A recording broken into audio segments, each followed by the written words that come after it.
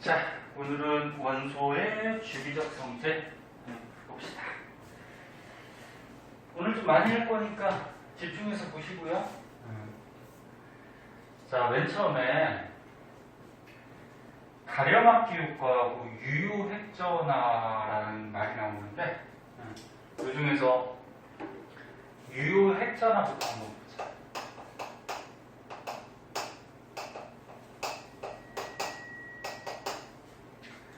자, 유효핵전화는 뭐냐면은 핵의 전하야.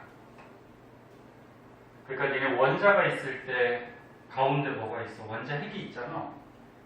요 원자 핵의 전하.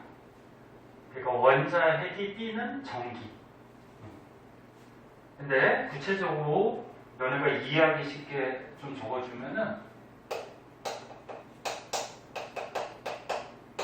전자가 느끼는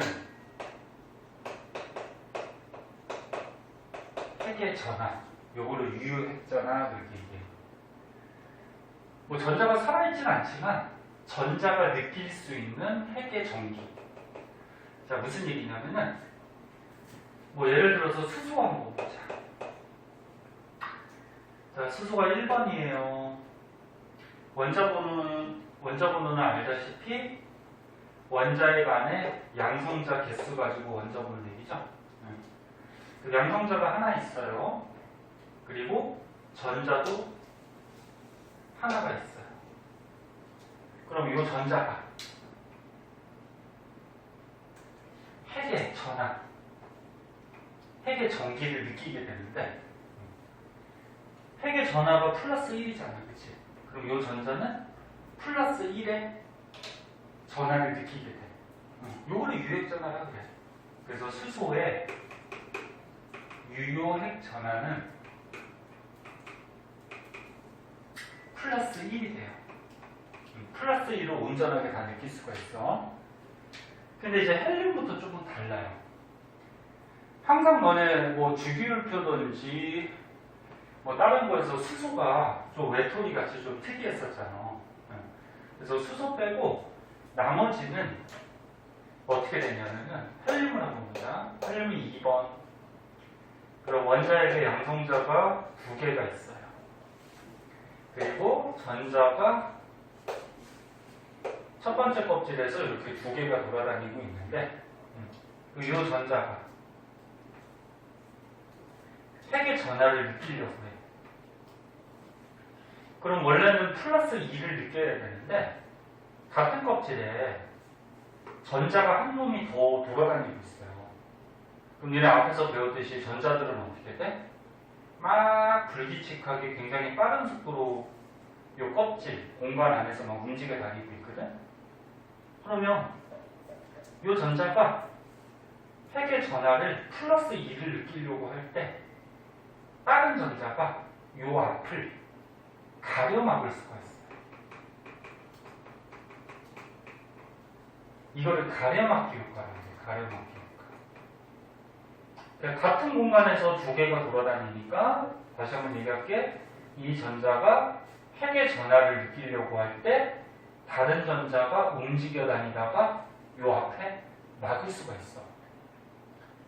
그러면 막아버리면은 요 전자가 핵의 전하를 플러스 2를 다 느끼지 못해요. 앞에 가려버렸으니까. 그래서 플러스 2보다 약간 작은 요런 핵의 전하를 느끼게 돼. 뭐 정확한 값을 외울 필요가 없어. 그냥 플러스 2보다 작다. 그럼 리튬은? 리튬은 3번이에요. 그럼 양성자가 3개가 있고요. 전자가 첫 번째 껍질에 2개, 두 번째 껍질에 하나. 전자는 너네 옥텟 규칙에 따라서 288 이렇게 들어가지? 그러면 이 전자가 핵의 전하를 느끼려고 해. 여기서 전자가 느끼는 핵의 전하는 맨 바깥쪽에 있는 전자가 느끼는 핵의 전하를 얘기하는 거야. 맨 바깥쪽. 그러면 맨 바깥쪽에 이 전자가 핵의 전하를 플러스 3을 원래 느껴야 되는데 첫 번째 껍질에서 전자 두 놈이 어떻게 돼? 막 돌아다니고 있지 여기서. 그럼 돌아다니고 있으니까 이 전자가 플러스 3을 다 못 느껴요. 왜? 앞에서 가려 막을 수가 있단 말이야. 무슨 말인지 이해하나? 이해 안 되면 안 된다 그래? 그래서 전자가 느끼는 핵의 전하, 유효핵 전하는 플러스 3보다 작은 값을 갖게 돼요. 정확한 값은 몰라도 돼. 선생님도 외우진 않아요, 이거는. 자, 그래서 다시 한번 정리하면은 바깥쪽에 있는 전자가 느끼는 핵의 전하는 수소만 온전하게 핵의 전하를 다 느끼고 나머지 수소 말고 나머지 다전자 원자, 그러니까 전자가 여러 개인 이런 다전자 원자들은 가려막기 효과 때문에 플러스 2, 플러스 3보다 작은 유효 핵전하를 느끼게 돼요. 됐죠, 여기까지? 그럼 여기서 이제 중요한 것은 뭐냐면은 요 밑에 나오는데 유효 핵전하도 어떤 주기적 성질이 있는데 어떤 성질이 있는지 한번 볼게요. 자, 밑으로 가면은 그래프가 하나 나오고요. 여기 뭐 설명이 줄줄이 써 있어요.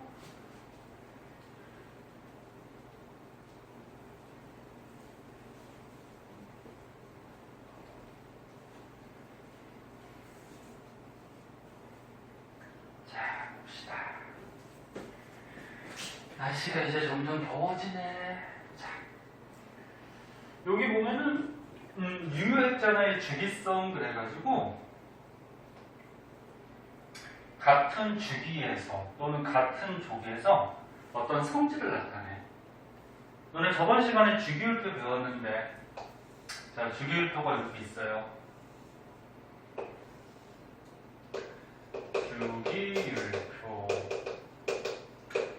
현재 우리가 사용하는 거는 모듈리가 제안한 거, 원자 번호 순서대로 표를 만들어준 거죠. 여기서 가로줄을 뭐라 그러지? 가로줄?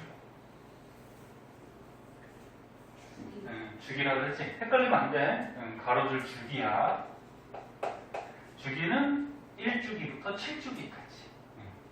그 다음에 세로줄은 족. 족은 1족부터 18족까지. 자, 그러면 우리가 방금 전에 배웠던 유효 핵전하가 어떤 주기성이 있는지 성질을 조금 알아볼게요. 책 순서대로 하면은 같은 주기부터 한번 보자. 같은 주기. 자, 주기는 가로줄이에요. 여기 봐. 칠판 봐. 책은 나중에 보고. 자, 1주기는 수소하고 헬륨밖에 없으니까 조금 따지기가 좀 애매하니까 2주기로 할게요. 2주기가 어떻게 돼? 수, 헬 다음에 리베, 붕탄, 질산, 플레 이렇게 가지. 그럼 2주기로 한번 보면은 리, 배, 붕탄, 질산, 플레 이렇게 가거든. 이거 세 개만 한번 보자.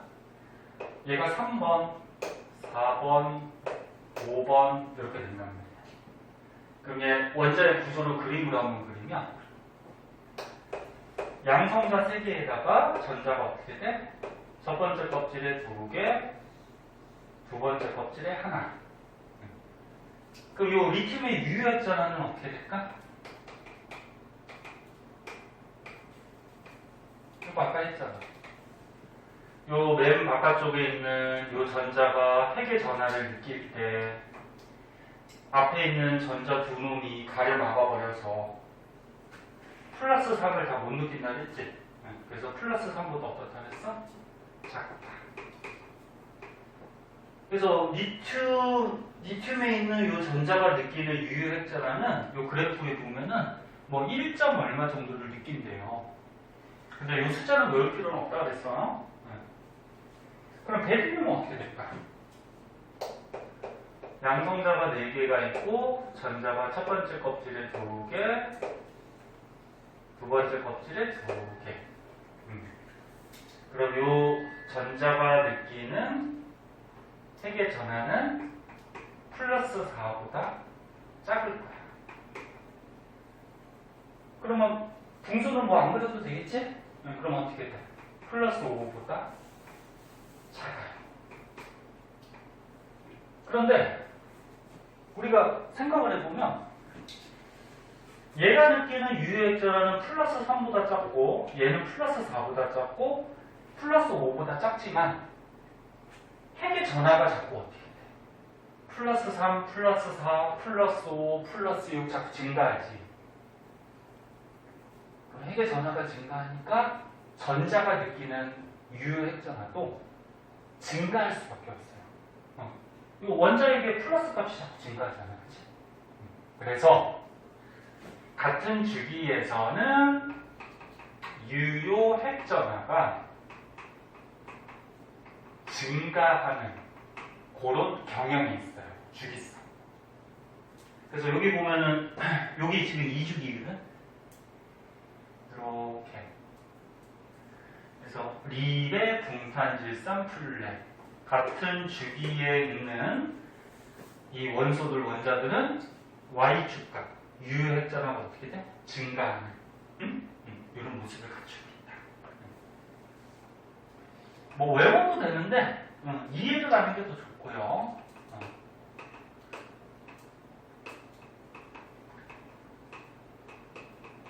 자, 그럼 이제 세로줄 보자. 족에서는 어떻게 될까 보자. 자, 같은 족 1족을 한번 볼까요? 1족.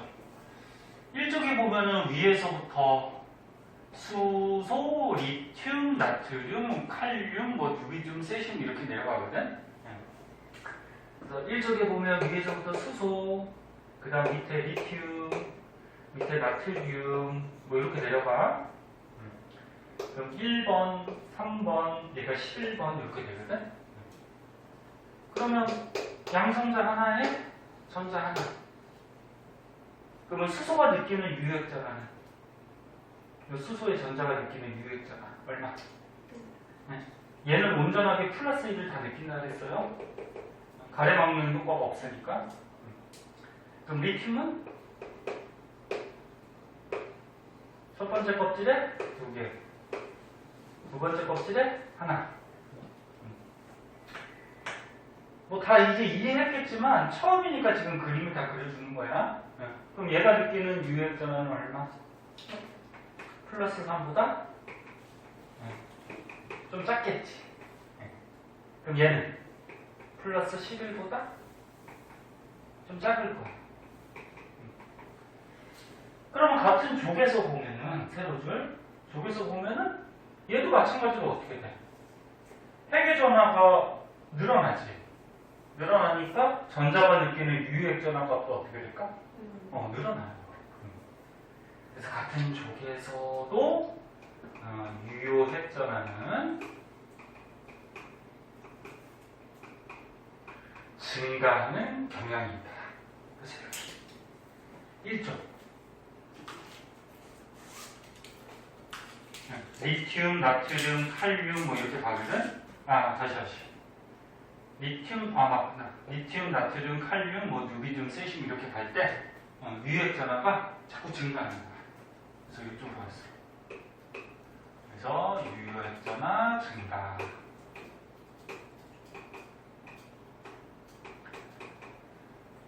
자, 그래서 지금 유효 전하만 알아본 건데 이제 앞으로 뭘 알아볼 거냐면은 뭐 원자 반지름하고 이온화 에너지 그런 게 나오거든. 그 원자 반지름하고 이온화 에너지도 어떤 주기성이 있어요. 여러분 같은 주기하고 같은 족에서. 그래서 그것들에 대해서 이제 또 알아볼 거야. 그럼 문제 한번 내보자.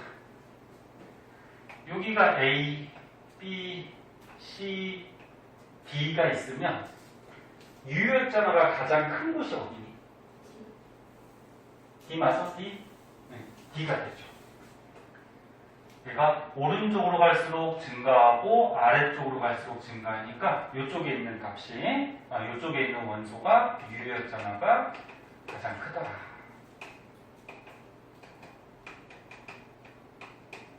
이런 얘기죠. 여기까지 어렵지 않지? 자, 그래서 유효액전화에 대해서 좀 알아봤고요. 이제 오른쪽으로 가면은 원자반지름이라고 나와요. 자, 원자반지름 한번 보도록 합시다. 자, 집중해서 보고 열심히 하고 시작. 원자반지름.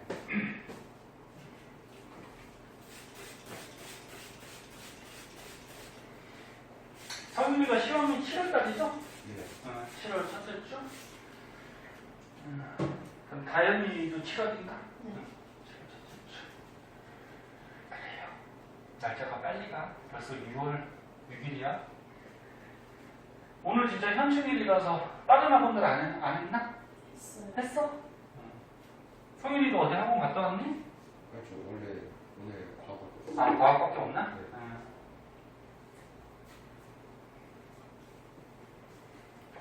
자, 이거 지울 동안 선생님이 가만히 있으면 뻘쭘할 것 같아서 자꾸 말 시키는 거야. 자, 그래서 합시다. 원자반지름.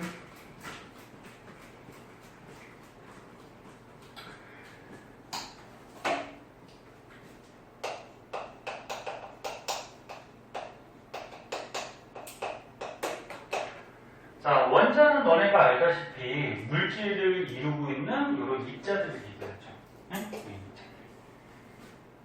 그 원자 반지름을 어떻게 측정하느냐, 응? 어떻게 정하느냐, 그거에 대해서 이제 배우는 건데, 뭐 예를 들어서 수소가 있다고 해보자.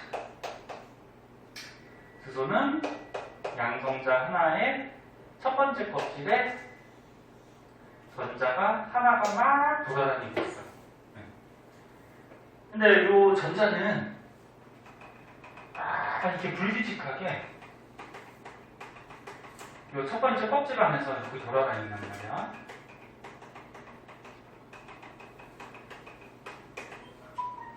니네 이렇게 전자가 존재하는 확률을 이렇게 점으로 찍어서 나타낸 그림을 뭐라 그랬지?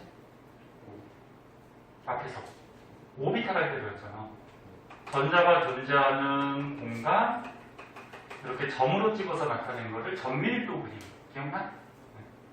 근데 전밀도 그림으로 이렇게 그리다 보면은 정확한 경계가 없어가지고 우리가 알아보기 힘들어서 이 전자가 존재하는 90%까지 이렇게 선을 그어서 경계면으로 우리가 보통 사용한다 했죠.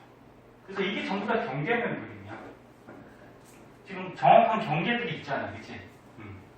이게 경계면 그림인데, 그러면 원자 반지름이라고 하면은 요 가운데 중심에서 여기 요 끝에까지 요게 뭐가 돼?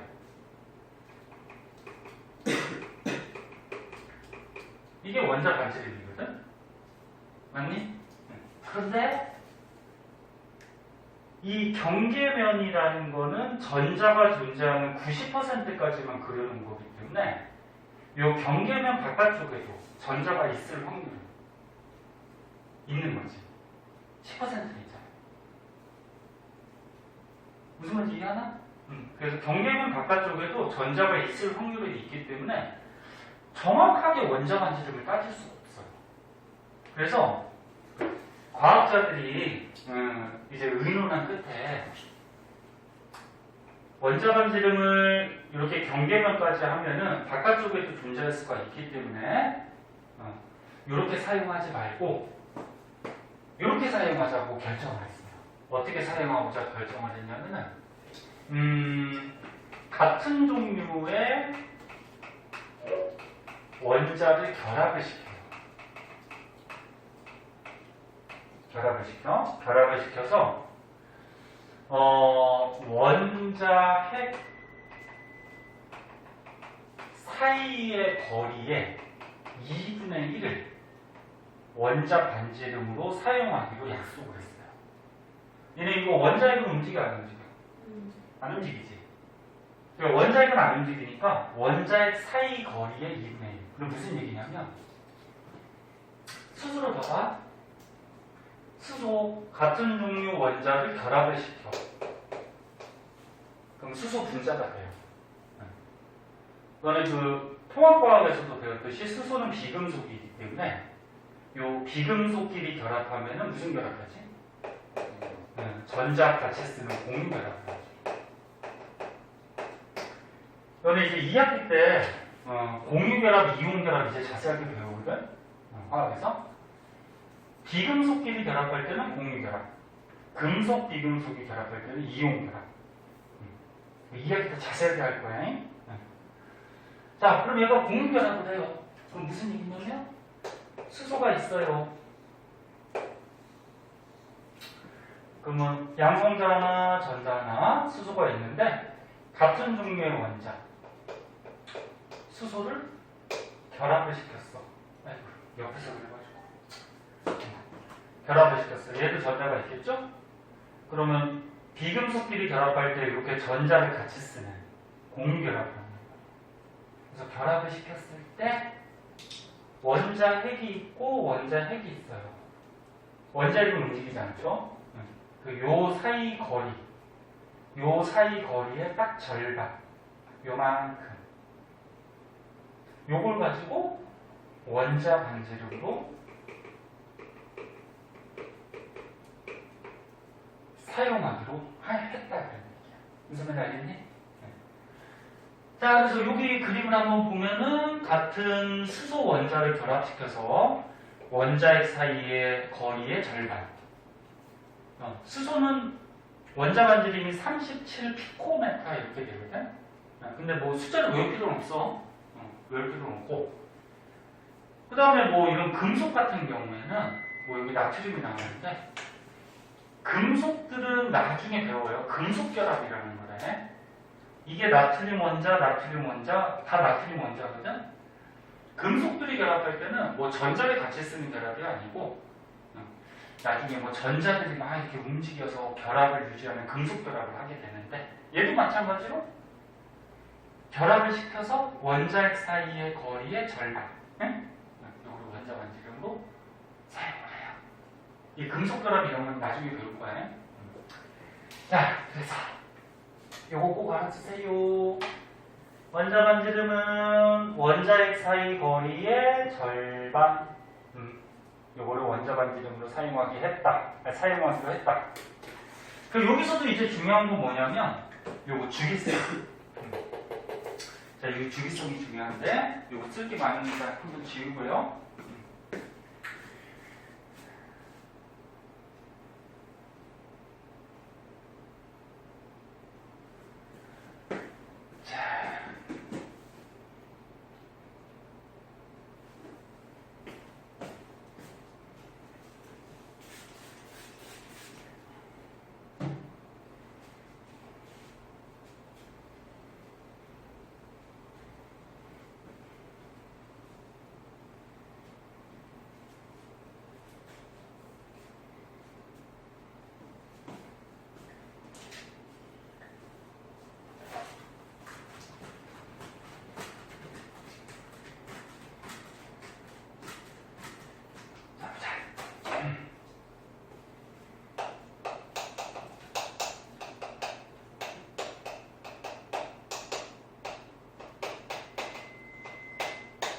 자, 얘도 이제 같은 주기하고 같은 족에서 어떤 성질, 주기성이 있는지에 대해서 좀 볼게요.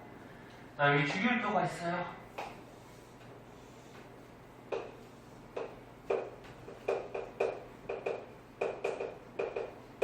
자, 같은 주기부터 먼저 한번 보자. 주기가 가로줄. 아까 전에도 얘기했듯이 1주기는 수소하고 헬륨밖에 없으니까 2주기 갈게요. 자, 같은 주기. 2주기에 리튬, 리, 배, 붕, 탄, 질산, 플레 이렇게 나가잖아, 그지? 바람 3번, 4번, 5번 이렇게 원자 번호가 가요. 처음이니까 그림 다 그려줄게. 양성자 셋, 전자가 첫 번째 껍질에 2개, 두 번째 껍질에 하나. 얘는 양성자 4개에다가 전자가 첫 번째 껍질에 2개, 두 번째 껍질에 2개. 그럼 얘는 양성자 5개에다가 전자가 첫 번째 껍질에 2개, 두 번째 껍질에 3개. 이렇게 됐지. 옆에서 그려서 약간씩 찌그러든다. 좀 이해하고. 이게 옆에서 그리다 보면은 옆에서 볼 때는 동그랗게 보이는데 앞에서 보면 이게 찌그러져요. 자, 선생님 지금 그림 그릴 때 대충 그린 게 아니고 크게 다르게 그렸지.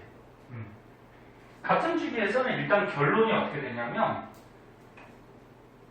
원자 반지름이 이렇게 작아져요. 이렇게. 몇 작아질 것 같니? 한번 생각해봐. 같은 가로줄 주기에서는 오른쪽으로 갈수록 원자 반지름이 자꾸 작아져. 응? 틀려도 되니까 왜 작아질 것 같니? 봐봐. 이 원자의 핵의 전하가 어떻게 돼? 자꾸 증가하지. 그럼 얘네 전자는 어떻게 돼? 마이너스니까. 그치, 끌어당기지, 원자력이. 그러면 얘는 어떻게 돼? 플러스 3이니까 끌어당기는 힘이 좀 약할 거고, 얘는 플러스 5니까 어떻게 돼? 끌어당기는 힘이 강하겠죠. 그러면 전자 끌어당기는 힘이 강하니까 이렇게 안쪽으로 전자가 들어올 거 아니야. 그럼 크기는 작아지겠지. 그리고 우리가 앞에서 배운 게 뭐가 있어? 봐봐. 요 전자가 느끼는 핵의 전하. 이걸 뭐라 그랬지? 유효했잖아. 그럼 만약에 서술형이나 문제 중에 같은 주기에서는 원자 반지름이 왜 작아지느냐? 네? 이유를 물으면 뭐라고 대답하면 돼? 유효했잖아. 전자가 느끼는 유효했잖아가 갈수록 어떻게 돼? 커지죠. 유효했잖아가 커지기 때문에 전자가 바짝 끌려가는 거지, 안쪽으로. 그지? 그러니까 크기가 작아지지.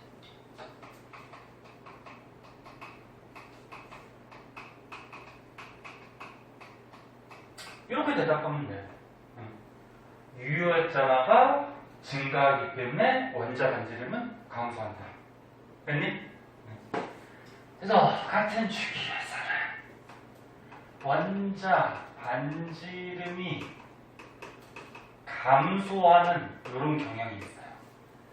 그래서 여기 뭐 그래프 나왔는데 우리가 배운 내용 그래프로 그려준 거야.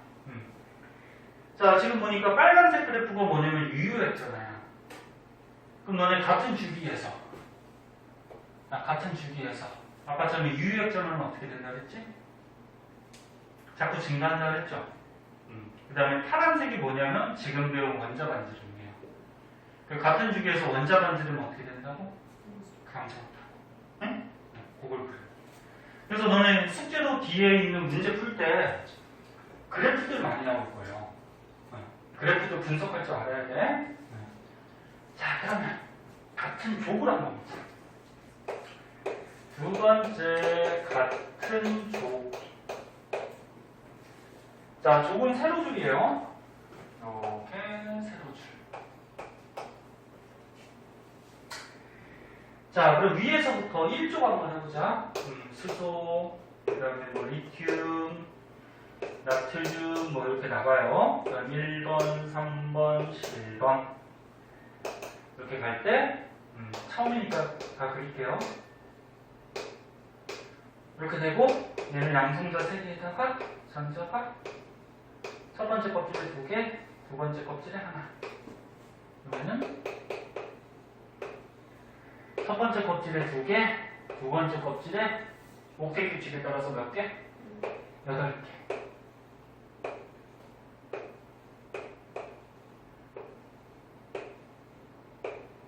선생님 전자 그릴 때 이렇게 반대로 이렇게 그리잖아, 그치?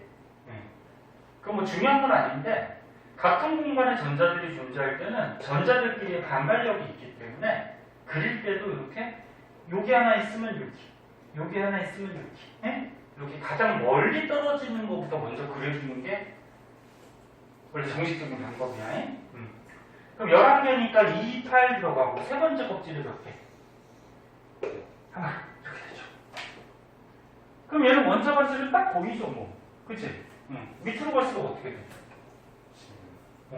커져, 이렇게 증가해. 그럼 왜 증가하니? 뭐라고 쓰면 될까? 유액전화? 플러스 1, 플러스 3, 플러스 11? 유액전화가 증가한다 그러면 전자가 끌려가니까 더 작아져야지. 이거는 그렇게 대답하면 안 되지.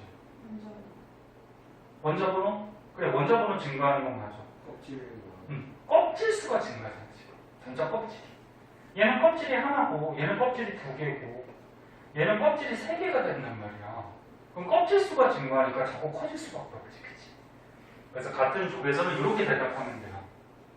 전자 껍질 수가 증가하기 때문에 원자 반지름은 어떻게 된다?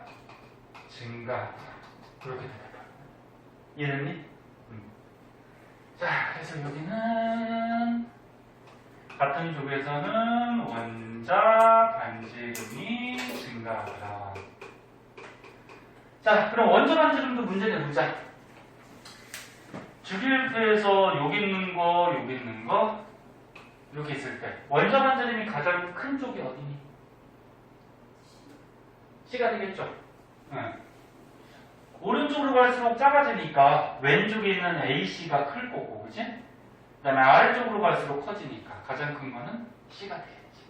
여기 원자 반지름이 가장 큰 그런 위치가 되겠지. 됐어? 아까 유액전하고 달라. 유액전하는 어떻게 됐어? 증가. 이렇게도 증가.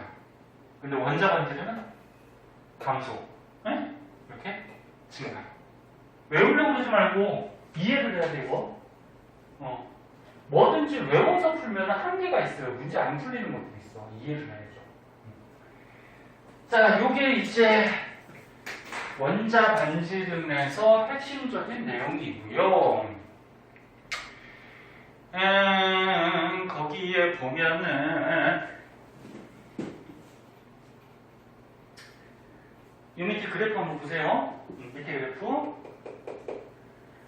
자, 지금 보면은 그래프에서 쌍풀, 요게 같은 2줄이야. 가로줄. 그 원자 반지름이 어떻게 돼? 원자 반지름이 작아지고, 요거 나트륨, 마그네슘, 알루미늄, 뭐 규소 요거 3줄이거든. 같은 가로줄이니까 얘도 어떻게 돼? 원자 반지름 줄어들고, 그 다음에 같은 족에서는 수소, 리튬, 나트륨, 칼륨 요게 같은 1족이잖아. 그럼 원자 반지름 증가. 볼 줄 알겠죠? 됐어? 자, 넘겨보시면은 이제 이온 반지름이 나와요. 이온 반지름은 조금 다른데, 너는 이온은 통합과학에서 배웠듯이 무슨 이온이 있어? 양이온하고 음이온이 있어. 자, 요거는 조금만 쉬었다 할래? 넌 또 한 번에 쉬어야 되니까, 지겨우니까. 조금 쉬었다 하자. 요거 좀 내용이 기니까.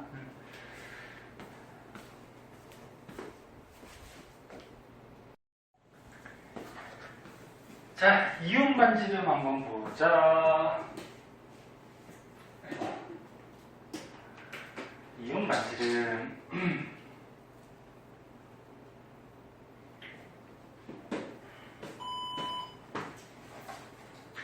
자, 이온은 통합과학 때 배웠듯이 양이온하고 음이온이 있잖아요. 양이온은 너네 원소 중에 금속 원소들이 이온이 될 때 양이온이 되죠. 기억도 날 거예요. 혹시 기억 안 나면은 지금 다시 한번 생각해 보고. 김이 이렇게 안 들어와.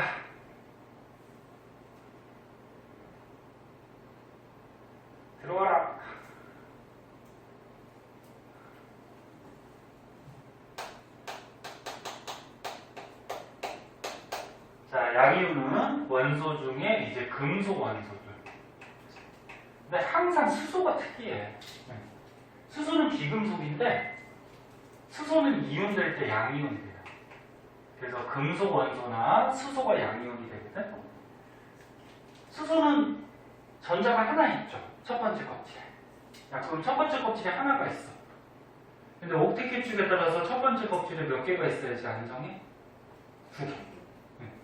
그럼 수소가 안정해지려면 하나를 얻는 방법이 있고 첫 번째 껍질에 하나를 버리는 방법이 있거든. 근데 얻는 게 편할까? 버리는 게 편할까? 버리는 게 더 편해요. 얻어오려면 어디선가 이렇게 가지고 와야 되거든. 응? 그냥 자기가 갖고 있던 거 버리면 되잖아. 그래서 수소는 전자 하나를 버려서 양성자 하나만 남으니까 플러스 1 양이온이 되려는 성질이 있어요. 자, 그러면 책에 뭐 나트륨 양이온이 나왔으니까 우리 다른 걸로 한번 해볼까? 뭘로 해볼까? 간단한 걸로 하자. 리튬 3번. 자, 얘는 리튬 원자예요. 원자라 그러면 중성이야. 그러면 계속 했듯이 양성자 3개, 전자 3개. 여기 리튬 원자. 자, 리튬이 양이온이 됐어. 얘는 금속 이온이니까, 아니 금속 원소니까 양이온 되겠죠. 어떻게 되니? 양성자 3개에다가 첫 번째 껍질에 전자 2개, 두 번째 껍질에 이 원자과 전자가 하나잖아.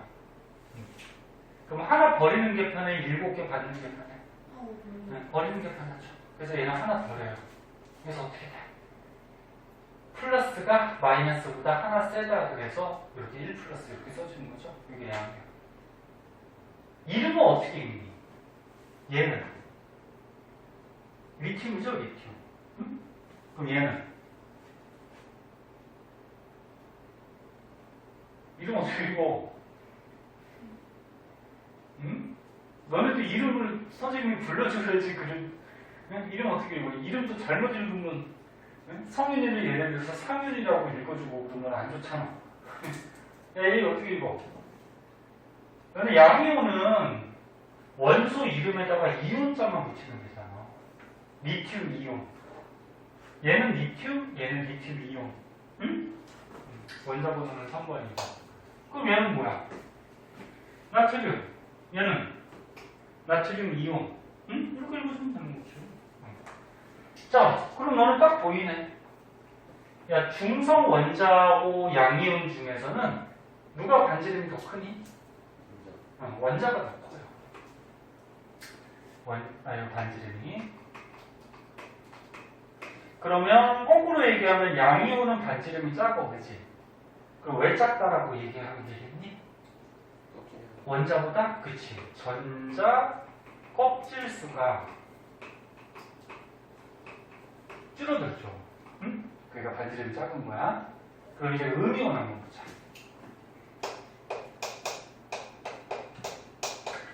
자, 음이온은 원소 중에 이제 비금속 원소들이 음이온이 돼요. 수소 빼고. 비금속. 뭐 여기 플로린 나왔네? 그럼 우리 딴 걸로 한번 해보자. 산소 한번 해볼까? 산소 8번.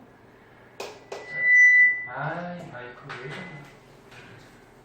아이, 진짜 이 마이크 한번 바꿔야 되겠네. 왜 자꾸 떠들어?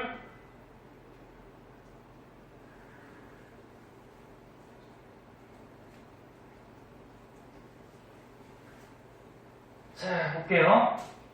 8번이니까 양성자 8개에다가 전자가 8개. 그럼 첫 번째 껍질에 2개, 두 번째 껍질에 6개.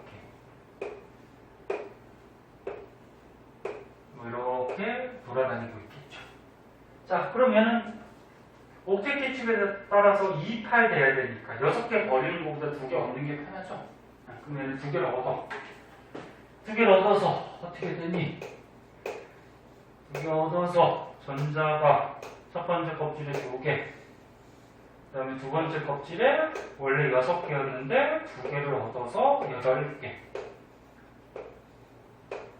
이렇게 돼서 어떻게 돼? 플러스보다 마이너스가 2개 많아졌으니까 2 마이너스 음이온이 되는 거지, 그치? 요거는 중성 원자, 얘는 음이온. 그럼 얘는 반지름이 누가 더 클 것 같니? 지금 다 반지름에 대해서 하고 있는 거야. 원자하고 음이온 중에 누가 더 클 것 같냐? 한번 생각해봐.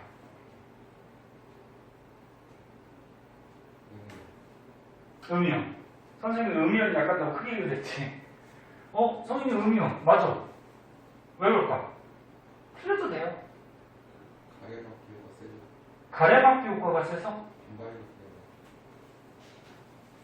금방 둘 다 맞아. 둘 다 맞아. 그러니까 이거 보면은 성인이가 가래막기 효과가 세다고 그랬는데 이 전자가 핵의 전하를 느끼려고 할 때 같은 껍질에 그러니까 여기 안쪽 껍질에 2개가 가려맞고 그 다음에 같은 껍질에 얘네들도 돌아다니면서 앞에 가려막을 수가 있어. 근데 얘는 지금 전자 숫자가 어떻게 됐어? 많아졌지. 그러면 얘가 핵의 전하를 느끼려고 할 때 가려막는 애들이 더 많겠죠. 무슨 말인지 이해됐니? 그럼 핵의 전하가 약해지니까 어떻게 돼? 끌려가는 힘이 좀 약해지겠죠. 그럼 크기가 더 클 수 있어. 근데 그것보다 조금 더 큰 이유는 뭐냐면은 이렇게 대답을 해줘야 돼요. 시험에 나왔을 때는 같은 껍질, 같은 공간에 전자가 많아졌어, 그치? 그러면 전자들은 마이너스를 띠고 있잖아. 그럼 마이너스 끼리는 반발력이 있어요. 그래서 아까 성민이가 요런 얘기도 했거든. 전자 간의 반발력이 얘보다는 얘가 더 세요. 전자가 많으니까. 6개가 있는 것보다 8개가 있으면 같은 공간에서 전자들의 반발력이 더 세질 거 아니야. 그럼 전자들이 어떻게 해? 야, 같은 공간에서 서로 반발하니까 크기가 더 커질 수밖에 없겠죠. 이해됐나?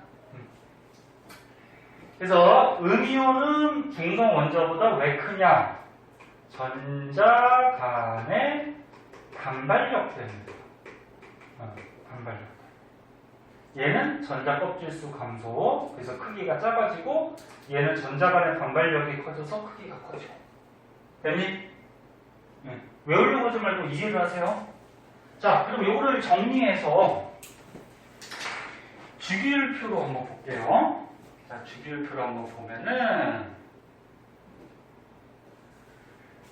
선생님이 너네들한테 자꾸 물어보는 이유는 가만히 듣고 있는 것보다 너네가 한번 생각을 하면은 더 오래 기억이 남아요.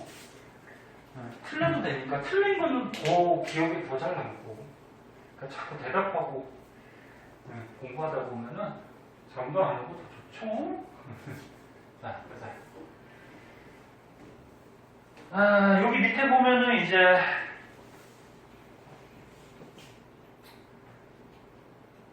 여기 이온 반지름의 또 주기성이 나와요. 그림이 좀 알아볼 수 있나 모르겠는데 알아보게 좀 그려줄게.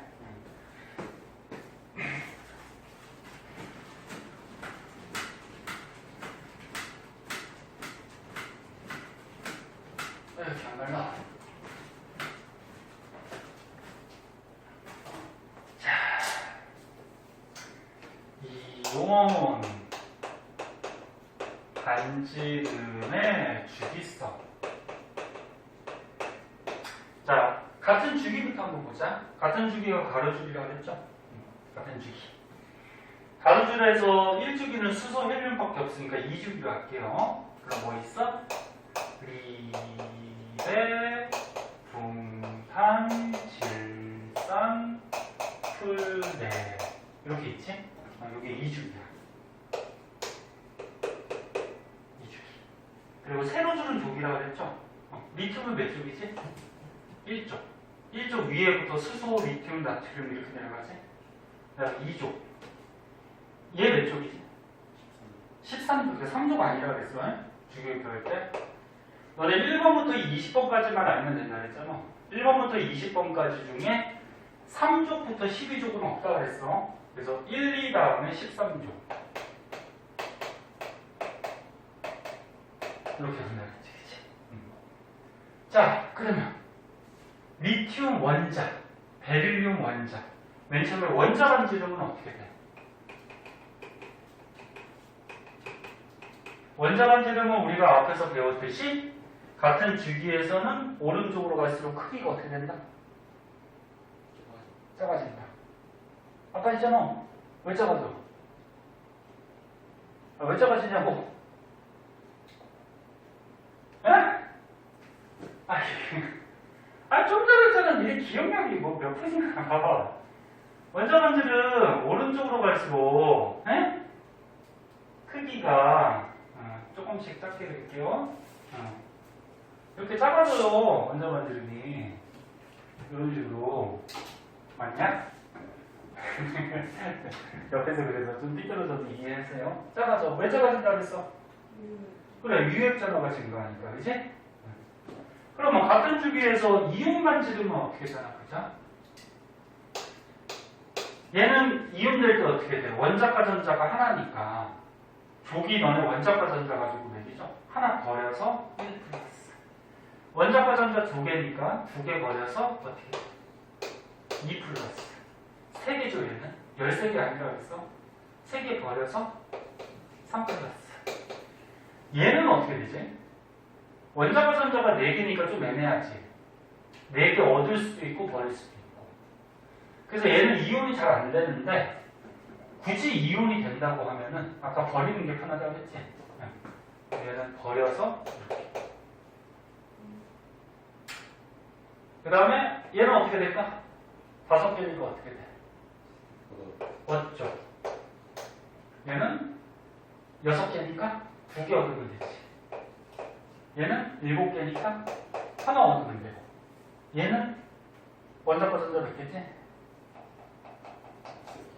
0개죠. 얘는 옥텟기칙에 딱 맞잖아. 10번, 28. 그치? 그럼 얘는 이온이 돼요, 안 돼요? 안 되죠? 얘는 이온이 안 돼요. 자, 그때 그럼 이온반지름은 어떻게 될까? 중성 원자보다 양이온들은 반지름이 어떻다 그랬지? 감소한다 그랬지. 왜? 전자를 버려서 껍질이 하나 없어진다 그랬지. 그러면 중성 원자보다 반지름이 여기 색깔 다른 걸로 할까? 작아져요. 여기다 그냥 여기다 그냥 그릴게 봐봐. 얘네가 비교할 수 있도록 이온 반지름을 빨간 걸로 할게. 그래서 중성 원자를 노란색으로 했을 때 양이온이 됐을 때는 어떻게 돼? 반지름이 원자보다는 작아지는 거야. 껍질이 없어지니까. 하나가. 그럼 얘도 원자보다 작아지고 얘도 원자보다 작아지고 얘도 원자보다 작아지고. 됐나? 네. 그럼 음이온은 어떻게 됐다 그랬지? 원자보다 커진다 그랬지? 전자 간의 반발력이 생기니까. 그래서 중성 원자보다 커지고 중성 원자보다 커지고 중성 원자보다 커지고 얘는 이용이 안 되니까 제껴두고. 이해됐니? 이렇게 되는 거야. 그래서 너는 이온 반지름도 이쪽으로 갈수록 작아질 수밖에 없어요. 유액전화가 증가하니까. 얘 빨간 거 얘도 어떻게 돼? 얘도 작아질 수밖에 없고. 노란 게 원자 반지름, 요게 양이온. 노란 게 원자 반지름, 요게 음이온. 무슨 말인지 알겠죠? 그거를 그냥 이렇게 그림으로 그려놓은 거고. 그럼 같은 족은 어떻게 될까? 같은 족. 밑으로 가면. 여기 리튬 있어요? 그 밑에 누구 있어? 나트륨 있어요? 2개만 해보자. 그럼 얘가 3번이고, 얘가 11번이니까 아까처럼 했지. 너네 밑으로 갈수록 원자 반지름이 어떻게 된다고? 커지죠. 왜 커진다 그랬지? 전자 껍질 수가 증가하니까. 그치? 이렇게 커져요. 그러면 양이온은? 나트륨이 양이온 됐어? 그럼 얘가 1족이니까 어떻게 돼? 1 플러스 되겠지. 그럼 양이온은 껍질 자체 하나가 없어지니까 원자보다 어떻게 돼? 작아지겠지. 네? 작아지죠. 하지만 얘 양이온보다는 커요. 왜? 얘보다는 껍질 수가 많다. 얘는 껍질 수가 어떻게 되지? 얘가 3번이니까 1이었는데 하나 버리면 2. 껍질 하나밖에 없지. 그럼 얘는 2, 8, 1이었는데 하나 버리니까 2, 8 껍질이 2개 되잖아. 그치? 그래서 얘보다는 얘가 큰 거야. 그치? 그래 음이온은 어떻게 되니? 음이온이 여기 밑에 뭘로 할까? 요 플로린 밑에 하자. 플로린 밑에 염소가 있는데 얘가 9번이고 얘가 17번이에요. 그럼 음이온도 마찬가지 노란색 중성 원자는 같은 쪽에서 어떻게 돼? 커지죠? 얘보다는 커지지? 하지만 얘보다는 작겠지? 오른쪽에 있으니까 됐니? 그럼 얘가 음이온이 되면 전자 간의 반발력이 생겨서 중성 원자보다는 어떻게 돼? 커지겠죠. 됐나? 이렇게 되는 거지. 그리고 얘보다는 당연히 커요. 얘도 마찬가지로 껍질 수가 하나가 더 많거든. 껍질 수가. 얘는 어떻게 돼? 플루오린화 이온은 음이온은 화자 붙여요. 아까 얘기 안 했구나. 양이온은 어떻게? 원소 이름에다가 이온자 붙이는 거지. 리튬 이온, 베릴륨 이온, 금소 이온. 네? 음이온은 어떻게 돼? 화자를 붙여서 화자를 붙이면 소자는 생략하지. 질화이온, 산화이온, 플루오린화 이온. 탄소가 좀 애매하긴 한데 여기 양이온이 되기도 하고 음이온이 되기도 해요. 책에서는 안 나왔죠. 탄소가. 그지? 여기 좀 애매해서. 이게 4개 잃을 수도 있고 거둘 수도 있어서 그래서 시험에 이거 탄소가 안 나올 거야. 자, 그래서 얘 플루오린화 이온, 염화 이온이 있을 때 음이온도 밑으로 갈수록 커져요. 얘는 어떻게 돼? 전자가 9개니까 2, 7이었는데 2, 8이 돼서 음이온 된 거지. 껍질 2개야. 그럼 얘는 전자가 17개, 2, 8, 7이었는데 전자 하나 받아서 2, 8, 8 되는 거죠. 껍질이 3개니까 당연히 얘보다는 크겠지. 그치? 이해됐나? 자, 그래서 이런 것들 파악할 줄 아셔야 되고. 자, 마지막으로 이제 밑에 보면은 등전자 이온이라고 있거든? 그거 알아보도록 좀 할게요. 등전자 이온. 과학의 단어에 거의 뜻이 다 나와 있어요. 등자가 무슨 등자일까? 같은 등. 그럼 등전자. 전자 숫자가 어떻다는 거야? 같다. 전자 숫자가 같은 이온. 그걸 등전자 이온. 자, 그럼 보면은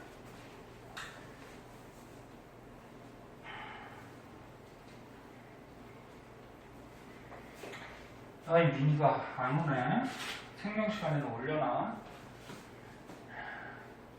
생명시간 언제? 언제 연락 왔어? 그 수업 전에. 아, 수업 전에 얘기했어? 한번 보내줬어. 가능하면은 수업을 안 빠지는 게 좋고요. 빠졌을 때는 영상을 이렇게 찍어놓긴 하지만 그래도 그냥 이렇게 직감으로 수업 듣는 게 더 좋지. 그래야지 모르는 것도 물어보고 대답도 하고 하니까. 자, 등전자예요.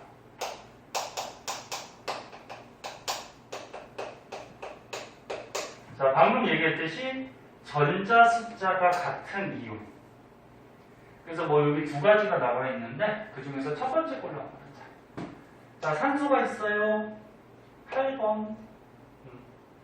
그럼 너네 얘는 양성자 8개에다가 처음이니까 다 그려주는 거야. 너는 머릿속으로 생각하면 알 수 있어. 그 다음에 전자가 어떻게 돼? 2개에다가 그 다음에 저기 뭐야 6개죠?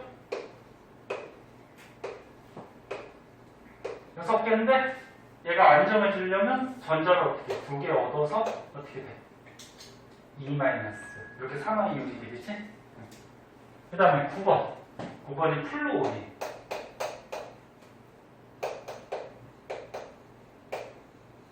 전자 2개에다가 바깥쪽에 7개인데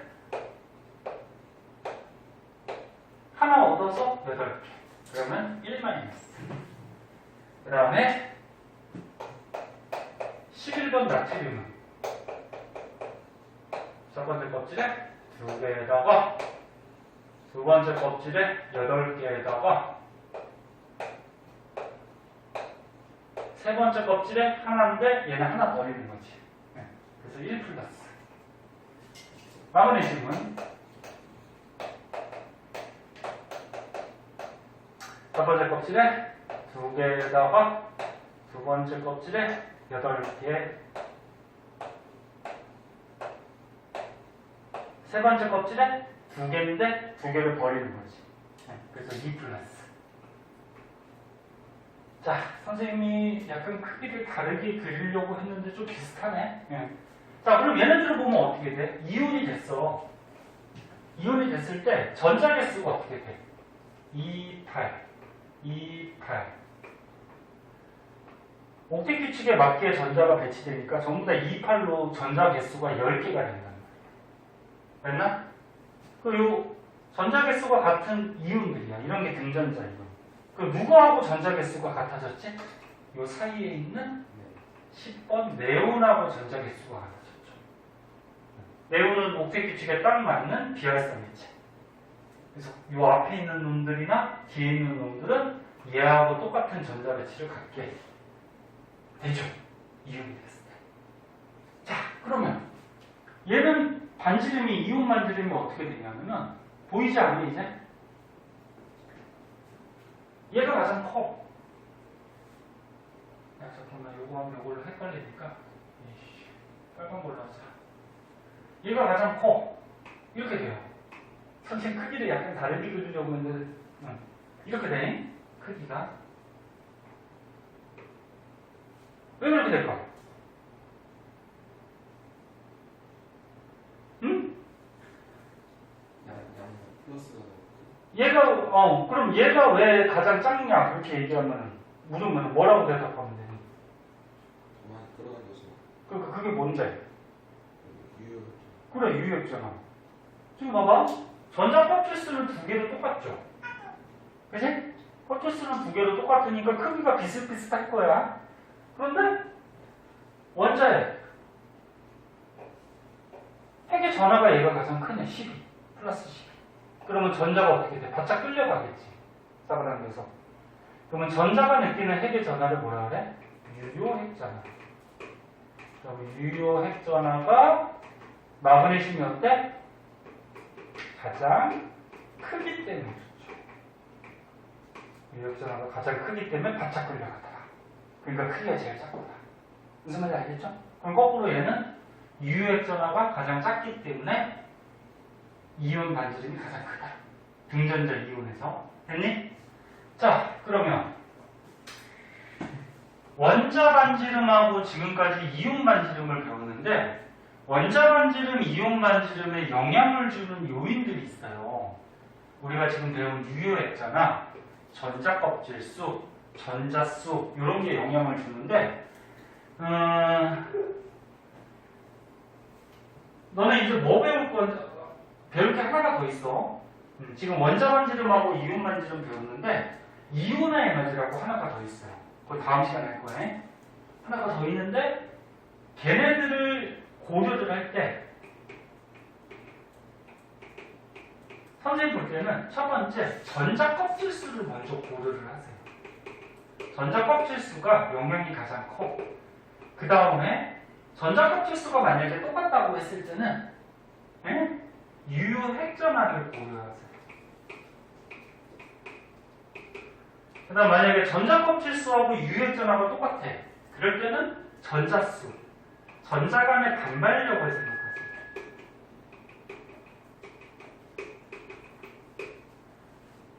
이런 순서대로. 그러니까 무슨 얘기냐면은 예를 들어서 봐봐. 자, 무슨 말인지 이해가 된 사람도 있을 텐데 봐봐. 예를 들어서 아까 우리가 배운 것 중에 요거 한번 봐봐. 너네 원자 반지름 따질 때 보세요. 원자 반지름 따질 때 같은 족 세로 줄에서 수소, 리튬, 나트륨, 칼륨 이 같은 족에서 내려갈 때 원자 반지름 커진다 그랬지, 그치? 그럼 원자 반지름이 왜 커지느냐? 같은 쪽에 갈 때 첫 번째 고려 요소 전자 껍질 수가 어떻게 돼? 커지지, 많아지지. 그럼 껍질 수가 다르기 때문에 원자 반지름의 차이가 생기는 거야. 첫 번째 고려 요소. 이것부터 생각하면 안 돼. 아까 전에 다현이가 잠깐 얘기한 유효액전화는 어떻게 돼? 증가하지. 그 유효액전화가 증가하면은 전자를 끌어당기니까 원자 반지름이 작아져야 돼, 그치? 근데 유효액전화보다 우선순위가 뭐라고? 전자 껍질수. 전자 껍질수가 많아지니까 원자 반지름이 커진다. 무슨 말인지 알겠니? 그 다음에 요거는 한번 보자. 아까 원자 반지름에서 같은 주기, 가로줄에서 같은 주기니까 전자 껍질은 2개씩이야. 그럼 첫 번째 고유 요소. 전자 껍질 수는 같네. 그럼 얘는 일단 넘어가고 두 번째. 그럼 유효액전화를 생각해야 되지, 그치? 그럼 껍질 수는 같은데 유효액전화가 어떻게 돼? 커지지. 그럼 전자를 바짝 끌어당기니까 자꾸 작아지겠지. 이해됐나? 그 다음에 또 뭐 이런 거는 자, 요거 아까 중성 원자하고 음이온 얘네들은 뭐다? 첫 번째 고리로서 전자 껍질 수는 2개로 똑같지. 그럼 전자 껍질 수 똑같으니까 넘어가고, 그 다음 두 번째 유효액전화도 어때? 플러스 9 플러스 9보다 좀 작고 둘 다 비슷하지, 그치? 그럼 넘어가고. 그럼 마지막 전자 간의 반발력은 얘가 두 번째 껍질에 전자가 7개지만 얘는 8개 됐으니까 얘가 반발력이 더 크겠지. 네? 이해됐나? 그럼 얘가 크기가 더 커지겠지. 그래서 선생님 볼 때는 오늘 배운 거나 다음 시간에 이온화 에너지 배울 건데 첫 번째 고유에서 얘. 그럼 얘가 만약에 똑같으면 그 다음 걸로 넘어가고 그 다음 걸로 똑같으면 그 다음 걸로 넘어가고. 무슨 말인지 알겠니? 이해됐어? 네. 요거 이해했으면은 잘 하신 거고요. 여기에 관련된 문제들 뒤에 기본 문제하고 그 다음에 이온화 에너지는 요것도 이어져야 되기 때문에 다음 시간에 할 거예요. 이온화 에너지도 조금 어려워. 그래서 다음 시간까지 하면 기말고사 범위가 끝나고요. 그래서 그 뒤에 있는 문제들 보면 알죠? 배운 것들? 문제를 좀 풀어보세요. 그리고 질문 좀 남기고 보면 알 거예요. 그리고 이렇게 하면 또 단원이 끝나서 단원 마무리 문제까지도 있어요. 또 수능 문제 막 이런 거. 그러니까 갈수록 계속 숙제가 밀려. 그러니까 그때그때 조금씩 힘들더라도 하고. 자, 시간이 한 9분 정도 남았는데 그 이온화 에너지 나가기는 조금 시간이 그래서 남은 시간은 너네 질문 있는 거 좀 하고 질문 없는 사람은 숙제 조금 하고 있자. 진도는 여기까지 나갈게요.